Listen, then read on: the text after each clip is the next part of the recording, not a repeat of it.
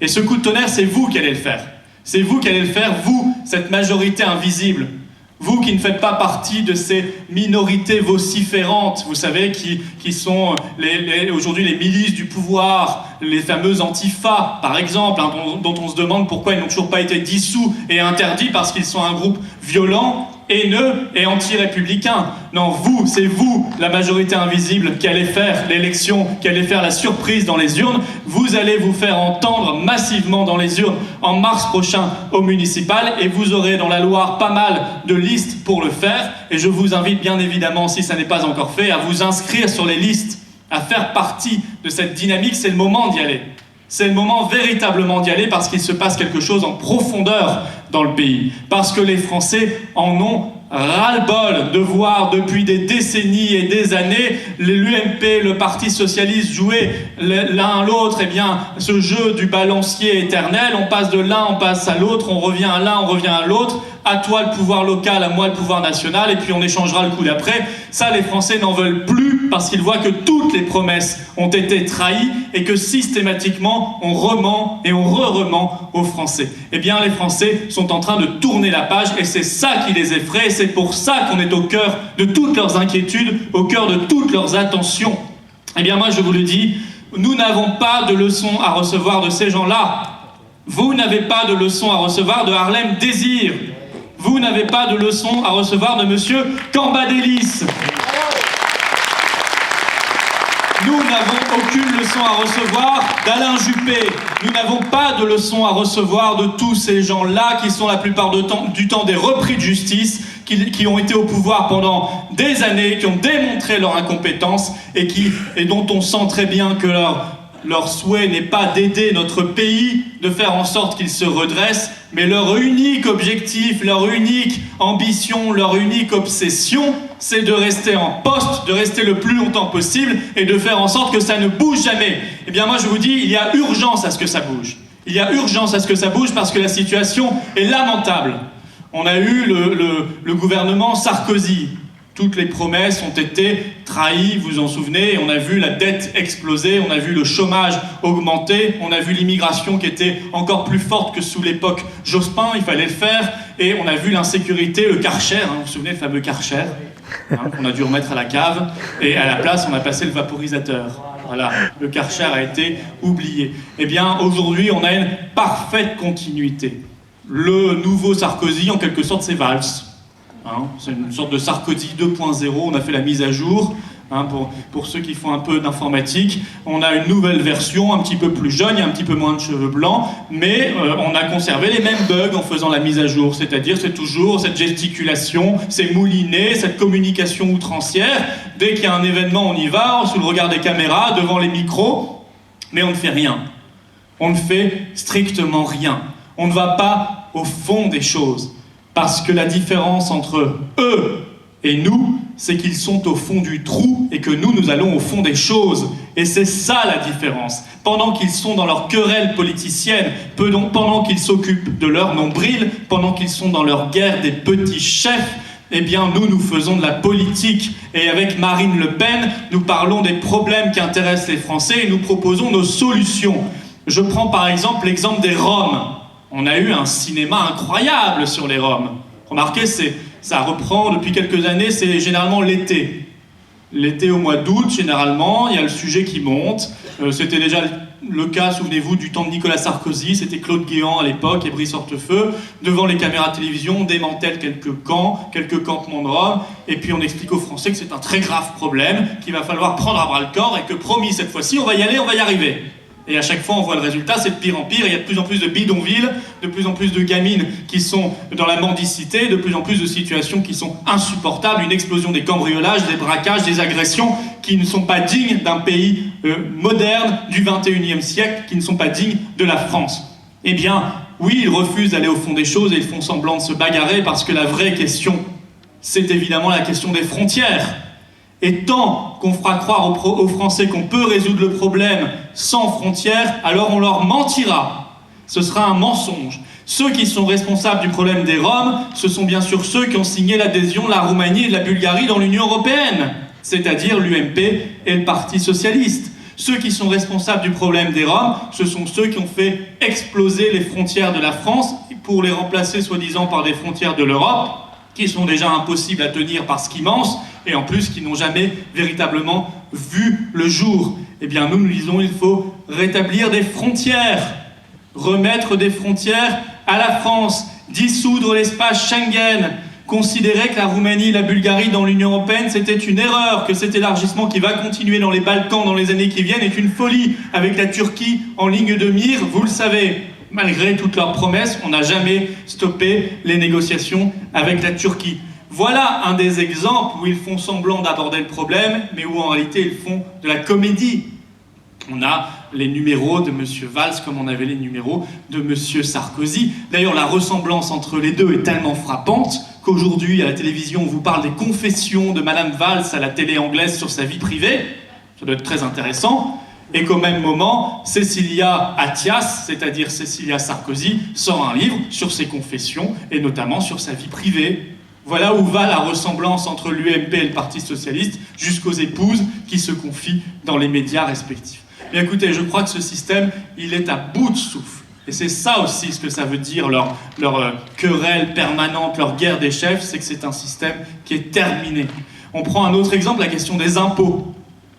La question des impôts est très intéressante aussi parce que l'UMP nous dit Hollande augmente les impôts, c'est absolument scandaleux. Oui, c'est vrai, Hollande augmente les impôts et vous allez voir le 1er janvier prochain l'augmentation des tarifs de la poste, du train, l'augmentation de la TVA, vous allez voir les bonus pour les familles de plus de 3 enfants qui vont être fiscalisés, vous allez voir de nouvelles taxes qui vont apparaître, être augmentées. Bien évidemment, il y a eu le gel du barème de l'impôt sur le revenu depuis 2011, qui a fait que beaucoup de retraités notamment se sont mis à payer l'impôt sur le revenu. Le seul problème, c'est que l'UMP a fait strictement la même chose avant. En 2 ans, sous Sarkozy et sous Hollande, on a créé 84 nouveaux impôts. 84 nouveaux impôts en 2 ans. Et bien évidemment, en réalité, dans la boîte à outils de François Hollande, il n'y avait qu'un seul outil, c'était le marteau, et c'était le marteau fiscal pour taper sur la tête des Français, toujours les mêmes, classe moyenne, retraités, classe populaire.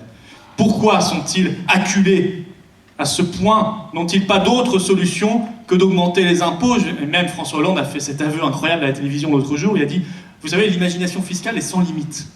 Ah oui, ça, on s'en est rendu compte pour inventer même une taxe sur les sodas. Et demain, ils veulent inventer les taxes comportementales. Je ne sais pas si vous connaissez ça. C'est pour votre bien sûr. Si, écoutez, si un produit est un peu trop sucré ou un petit peu trop dangereux pour votre santé, on mettra une taxe dessus pour votre bien, pour que vous évitiez d'aller vers ce produit.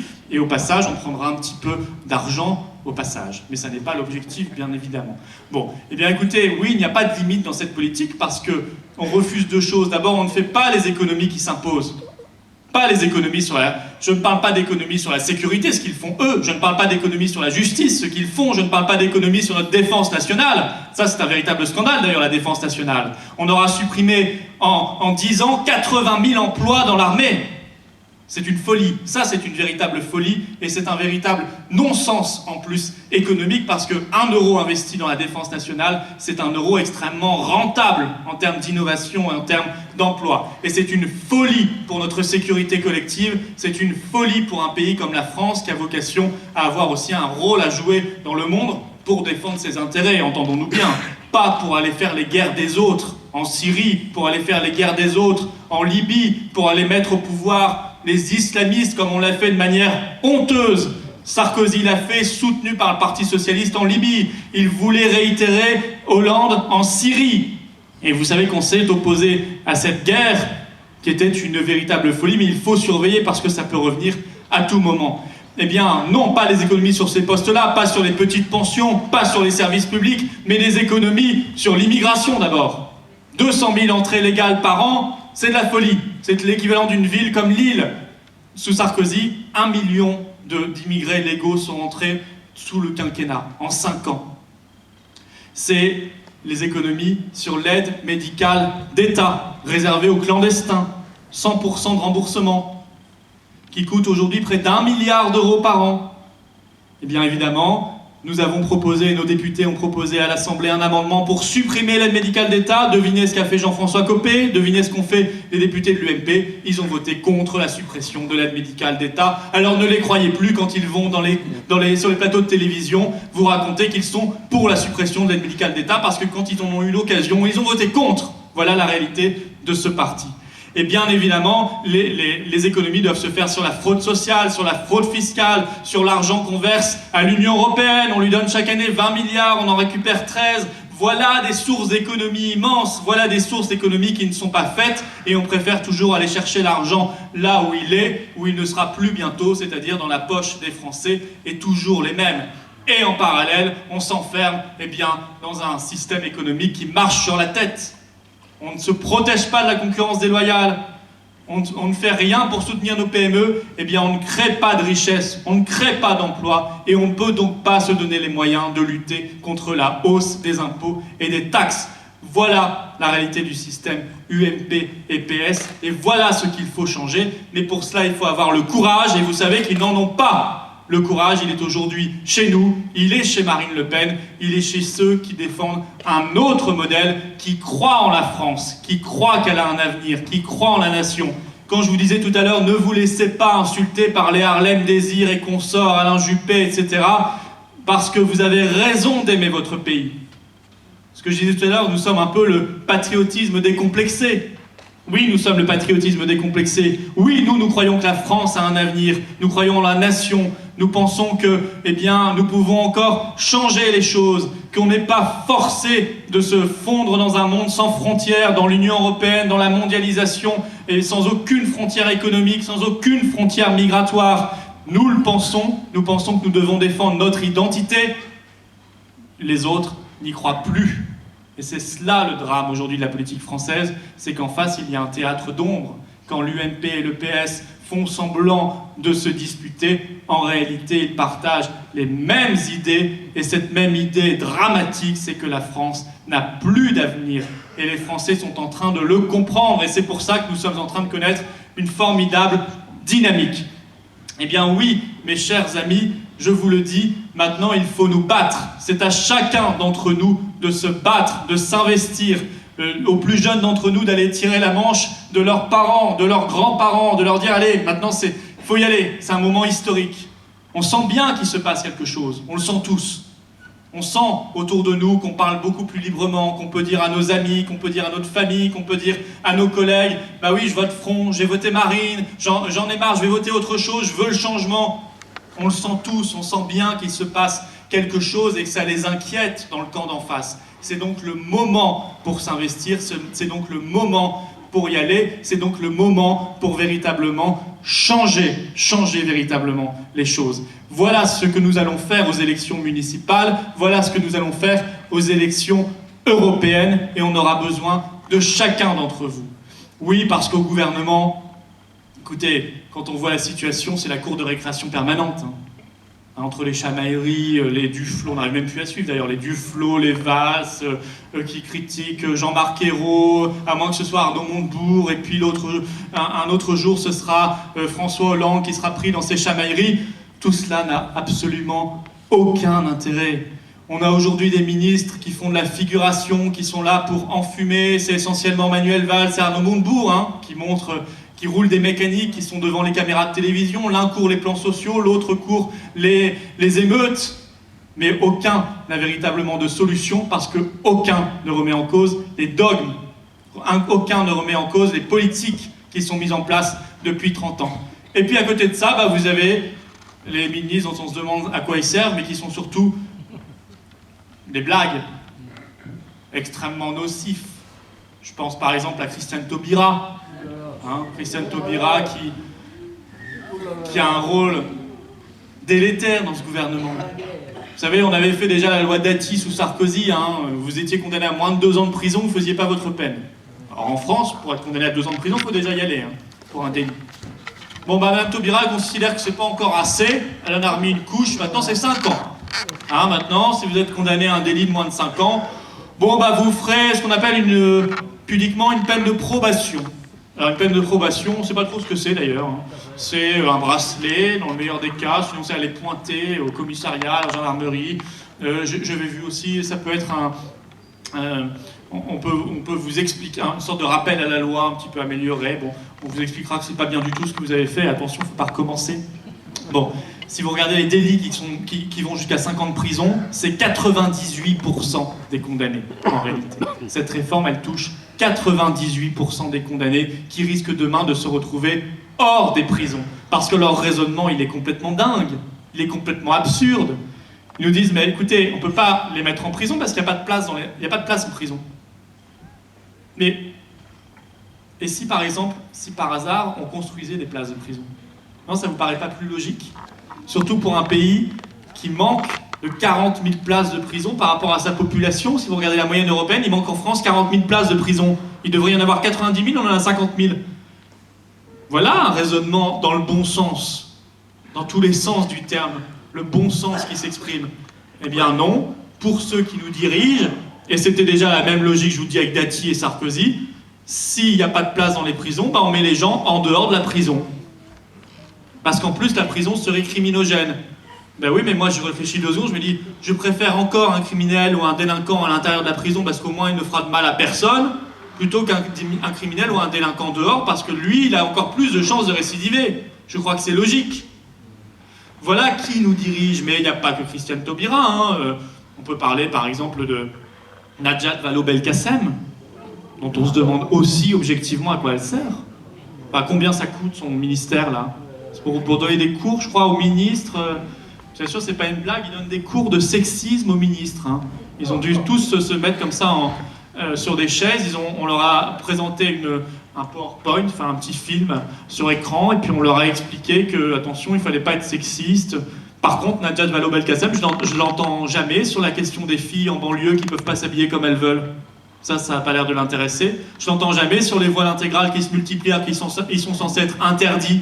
Enfin, je croyais qu'en tout cas ils étaient interdits, mais vous avez constaté comme moi qu'ils se multipliaient partout et que ça ne posait pas de problème à ceux qui nous dirigent. Ça, j'entends pas non plus Najat Vallaud-Belkacem là-dessus sur le droit des femmes. Non, non, elle préfère parler des choses faciles, elle préfère parler des choses convenues, elle préfère revisiter les manuels scolaires parce qu'ils ne seraient pas assez LGBT ou je ne sais quoi. Voilà ce que c'est aujourd'hui sa politique. Et ça coûte combien tout cela? Et ça prend combien de temps? Et ça prend combien d'énergie? Bon, vous avez donc Christiane Taubira, Najat Vallaud-Belkacem, et puis bon, Cécile Duflot. Hein. Cécile Duflot, moi je suis désolé, mesdames, mais c'est que... Bon, ce sont des femmes, hein. J'y peux rien, mais le gouvernement ne fait pas honneur aux femmes, effectivement, dans ce gouvernement, parce qu'il ne leur rend pas service avec de tels ministres, de telles représentantes. Bon, Cécile Duflot, elle, je ne sais même plus exactement ce qu'elle fait, elle menace de démissionner, elle fait sa petite crise tous les 3 jours, mais évidemment, elle ne démissionne pas parce que c'est tellement confortable. Et puis, elle a un autre souci, elle, c'est son compagnon. Hein. Lui, manifestement ingérable, M. Cantat, hein, M. Cantat qui a la folie du tweet, hein, qui ne peut s'empêcher de tweeter, et pour critiquer nos armées, pour critiquer nos soldats, pour critiquer le 14 juillet qui serait une horrible manifestation fasciste, etc., le défilé militaire et tutti quanti. Bon, ben écoutez, moi je pense qu'il est temps de tourner la page de ce gouvernement, mais non pas pour revenir au précédent, parce que je vous rappelle ce qu'on avait avant, hein, Fadela Amara, M. Kouchner, tous ces gens-là, écoutez, ça ne vaut pas mieux. Moi je crois que les Français ont compris que c'était une question de politique, mais c'est aussi une question d'hommes et de femmes. C'est aussi une question de personnalité, c'est aussi une question de conviction, c'est aussi une question de moralité, c'est aussi une question, eh bien, évidemment, d'envie, de conviction, d'envie de changer les choses, d'y croire et de s'impliquer à fond, pas de faire sa petite carrière personnelle, pas de faire son petit numéro devant les caméras de télévision. Eh bien, je suis de ce point de vue extrêmement optimiste. Moi, je crois que 2014 sera pour nous l'année zéro. L'année zéro parce que ce sera la première année où on va véritablement arriver aux responsabilités. On aura des mairies, on aura des milliers de conseillers municipaux partout, dans toute la France, et ce ne sera que justice, parce qu'aujourd'hui, les patriotes que vous êtes, ils sont absents des assemblées. Ils sont absents des assemblées locales, ils sont absents des assemblées nationales. On a quand même fait 18%, on n'a que 2 députés sur 577. Est-ce que ça, c'est une démocratie ? Est-ce qu'on a des leçons de démocratie à donner à la terre entière avec ce résultat? Je ne crois pas. Voilà d'ailleurs pourquoi on est pour la proportionnelle intégrale. C'est quand même beaucoup plus juste. C'est quand même ce qui se fait dans tous les autres pays démocratiques. Voilà pourquoi on est pour la mise en place d'un vrai référendum d'initiative populaire, comme en Suisse, comme en Italie. Vous avez 500 000 signatures au niveau national, ça déclenche un référendum sur tous les sujets. Ça serait une bouffée d'oxygène incroyable. Qu'est-ce qu'on pourrait en faire des choses? On pourrait susciter des débats, on pourrait susciter des votes, et on pourrait faire confiance au peuple français pour voter dans le bon sens. On le sait bien, et c'est ça qui les effraie. C'est pour ça qu'ils nous font un faux référendum d'initiative populaire. Vous avez peut-être vu, ça a été imaginé par Sarkozy, mis en place par Hollande, comme toujours d'ailleurs. L'un a fait les choses, l'autre continue. L'un a imaginé, l'autre les met en place. C'est vraiment les deux frères siamois. Eh bien, ce faux référendum d'initiative populaire n'a rien d'un référendum d'initiative populaire. Figurez-vous qu'il faut 4,5 millions de signatures. 4,5 millions. Je pense que même en Chine, ils n'auraient pas imaginé ça. Il faut 200 parlementaires. Alors là, on se demande ce qu'ils viennent faire là-dedans. 200 parlementaires pour déclencher un référendum d'initiative populaire. Enfin, moi, je trouve ça totalement contradictoire. C'est évidemment un énorme verrou. Parlementaires, en plus, élus sur un mode de scrutin qui est totalement antidémocratique. Donc, la boucle est bouclée. Et donc, évidemment, c'est évidemment une escroquerie. Il faut un vrai référendum d'initiative populaire, il faut faire des référendums obligatoires sur les sujets les plus importants, pas un sujet important sur la vie du peuple, et la vie du peuple directement. Voilà ce que nous défendons aussi, voilà comment relancer la démocratie, voilà comment remettre le peuple français dans la machine, et c'est ce qu'ils ne veulent surtout pas, parce qu'ils ont compris que le peuple jouait contre leurs intérêts à eux, la petite caste au pouvoir.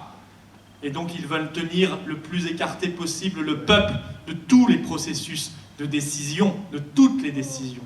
Et c'est contre ça qu'on doit se battre, parce que nous n'avons pas peur du peuple. Parce que nous savons ce que veut le peuple. Parce que nous croyons en lui. Parce que nous croyons en la nation. Et c'est toute la différence entre eux et nous. Voilà ce qu'il faut faire. Et voilà ce que nous ferons quand nous arriverons au pouvoir. Alors oui, 2014, année zéro, parce que ce sera nos premières prises de responsabilité, parce qu'on sera en tête aux européennes en 2014, je vous l'annonce, en mai 2014, vous pouvez noter sur votre agenda le 25 mai, jour des élections européennes, vous irez tous voter bien sûr, eh bien vous pourrez noter que vous fêterez le soir le fait d'être membre ou sympathisant ou futur membre du premier parti de France, parce que nous serons le premier parti de France le 25 mai 2014 et que nous le serons de plus en plus dans les années qui viennent et que nous allons continuer de nous développer, de construire, de bâtir pour arriver tout doucement 2015, 2016, en 2017.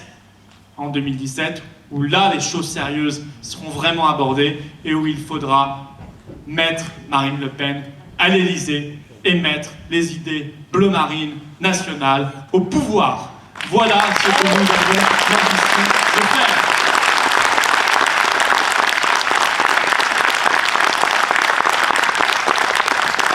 Alors oui, je suis optimiste, oui, je vois la jeunesse, oui, je sais comme vous que nous sommes le premier parti de la jeunesse, qui est un signe quand même d'espérance incroyable, parce que la jeunesse, c'est aussi l'avenir de la nation, mais nous sommes aussi premiers chez les ouvriers, premiers chez les salariés, premiers chez les fonctionnaires, premiers chez les artisans, chez les commerçants.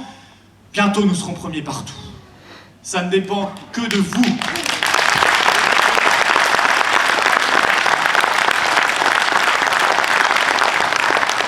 Oui, je suis optimiste comme vous, et je me dis que l'avenir que nous allons bâtir tous ensemble, cet avenir sera bleu marine, et donc cet avenir sera français, parce qu'il sera bleu marine. Merci beaucoup.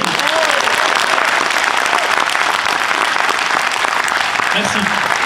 Et je vous invite, bien évidemment, à chanter tous ensemble notre hymne national, la Marseillaise. Allons, enfants de la patrie, le jour de gloire est arrivé. Contre nous de la tyrannie, l'étendard sanglant élevé, l'étendard sanglant élevé. Contre nous dans nos campagnes, mugis et ces féroces soldats.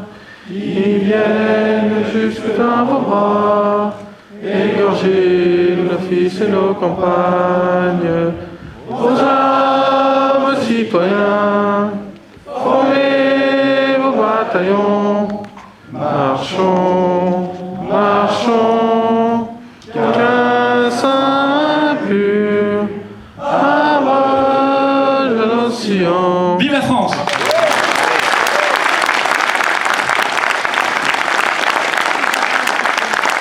Merci beaucoup Florian, si tu veux rester. La fédération peut offrir une petite spécialité de Saint-Étienne.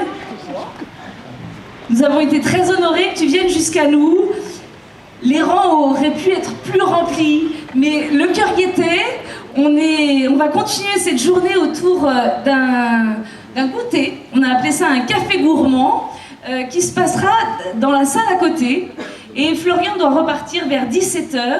Donc vous avez tout le temps pour venir le voir, prendre des photos, lui poser vos questions. Peut-être qu'il se tiendra à l'entrée. Et puis après, nous pourrons vous présenter les membres du bureau, nos candidats au municipal, parce que vous savez qu'on a beaucoup de candidats dynamiques qui ont lancé vraiment des campagnes actives. Ils ne sont pas tous là ce soir, mais je vous en parlerai tout à l'heure. Et puis, la nouveauté dans la Loire, c'est-à-dire les responsables de secteur, responsables de quartier et de ville, pour que vous puissiez tous militer près de chez vous, entre vous, et que notre travail soit de plus en plus efficace. Donc je vous remercie à tous, et on peut se retrouver en face. Merci bien, à tout à l'heure.